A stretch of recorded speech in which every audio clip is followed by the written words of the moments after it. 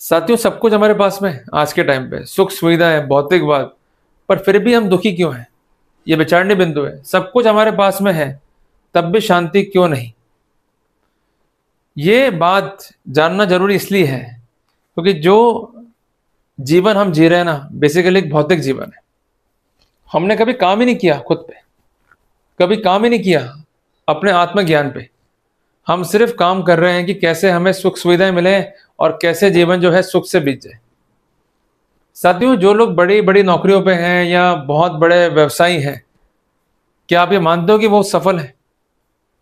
कभी जाके उनसे पूछना आप, वो निश्चित तौर पे आपको कहेंगे कि जीवन में दुख ही दुख है, सब कुछ है फिर भी शांति नहीं है। इसका मतलब क्या है? कि वो सफल नहीं है, उनका दृष्टिकोण ही गलत है। और वही स्थिति जो है आपकी हो रखी है। आप सिर्फ ये मानते हो कि अगर बेटर जॉब लग गई तो जीवन सफल हो जाएगा। उत्तर है नहीं। आप ये मानते हो कि बड़े व्यवसायी बन गए जीवन सफल हो जाएगा। मैं कहता हूं उत्तर है नहीं।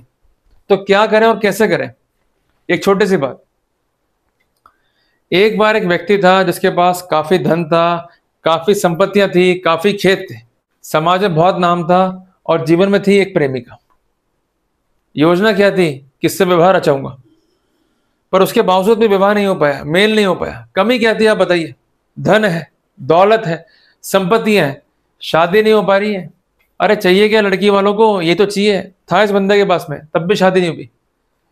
समस्या क्या हो गई कि जो पुरुष है उसका कहना यह था कि मैं जिस स्त्री से प्रेम करता हूं, जब मैं शराब पी लेता हूं मुझे बहुत सुंदर दिखाई पड़ती है, मैं तत्समय उतावला हो जाता हूं शादी करने के लिए, पर वो राजी नहीं होती।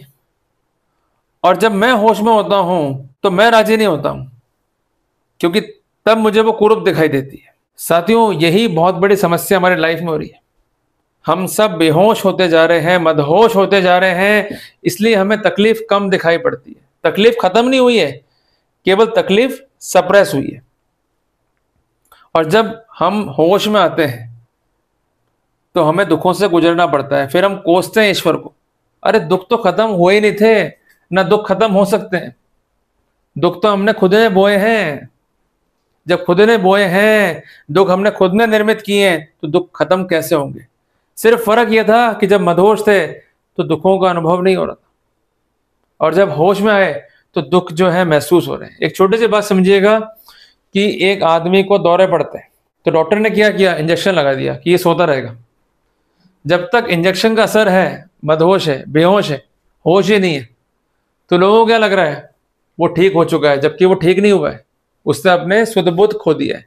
और वही अवस्था जो है हमारी हो चुकी है। जब भी लाइफ में दुख आएगा, कॉन्टेस्ट करने के बजाय हम लोग शराब पी लेंगे, नशा कर लेंगे, या ऐसी आदत को विकसित कर लेंगे जिससे लगेगा कि दुख चला गया। दुख गया नहीं है, दुख सप्रेस हुआ है। इस बात को नोट डाउन रखो आप। तो इसलिए अगर किसी के लाइफ में आने से और जाने से हमें फर्क पड़ रहा है तो हम सफल नहीं है। अगर मुसीबत है, हम उसका सामना नहीं कर पा रहे, डिप्रेशन में आ गए, थक गए, अरे नहीं भाई हमसे नहीं होगा, यकीन मानना उस दिन ही आप असफल हो गए। जब कभी भी समस्या है, do not ask the God why me, ask him try me. खुद को मिटा देना, शराब का सेवन करना, बेहोश हो जाना, क्या आपको लगता है तकलीफ खत्म हो गई? तकलीफ उल्टा और बढ़ गई है। ऐसा करके हम सिर्फ आत्महिंसा कर रहे हैं। साथियों, दुख क्यों बढ़े हमारे लाइफ में? क्योंकि हमने उम्मीदें पाल रखी है। माँ बाप है, उनकी उम्मीद क्या है बच्चे कि ये बड़े होंगे और बनेंगे हमारे बुढ़ापे का सहारा, बुढ़ापे की लाठी। जब नहीं बनते दुख होता है।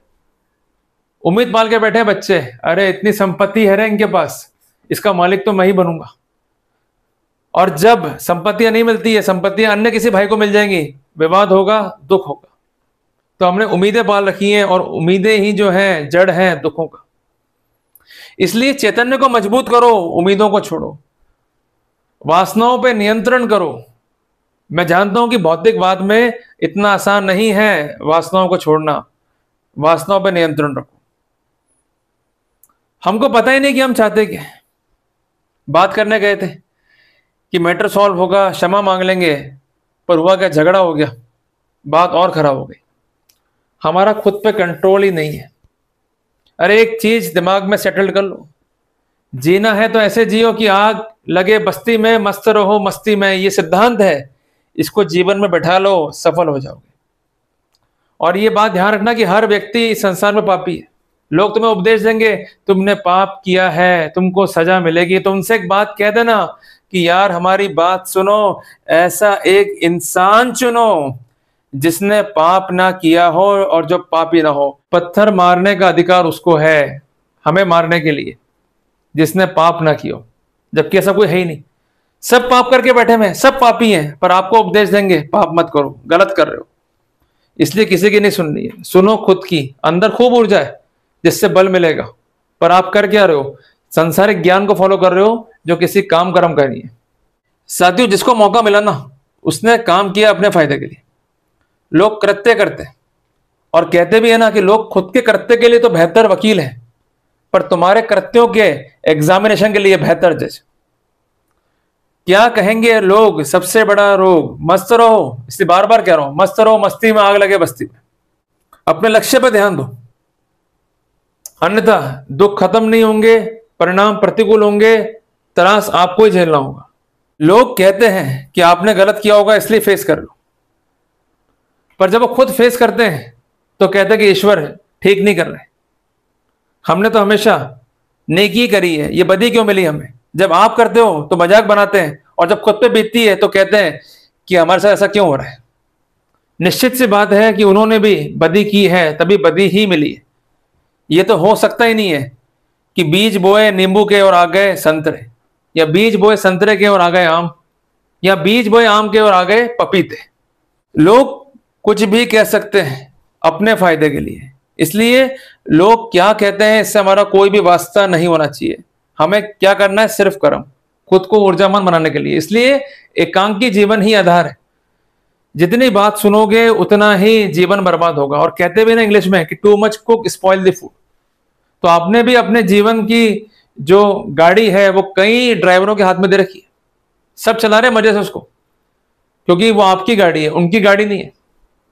एक छोटी सी बात समझना, आप अपनी गाड़ी को संभाल के रखोगे अगर सफर पर जा रहे हो तो, अगर गाड़ी दूसरे की है तो क्या उतनी केयर होगी? उत्तर है नहीं। तो इसलिए अपने जीवन के डिसीजन को किसी के हाथ में मत दो, नुकसान आपको ही भोगना होगा।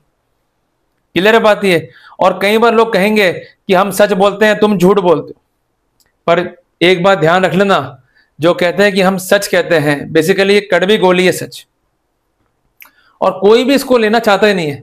जो आदमी कह रहा है कि मैं सच बोल रहा हूं, बहुत इंपॉर्टेंट बात है, जब विवाद होगा और वो कंट्रोवर्सी में आएगा, उस पर आरोप होंगे और आप कुछ कह रहे होगे, तो क्या वो स्वीकार करेगा आपकी बात को? उत्तर है नहीं।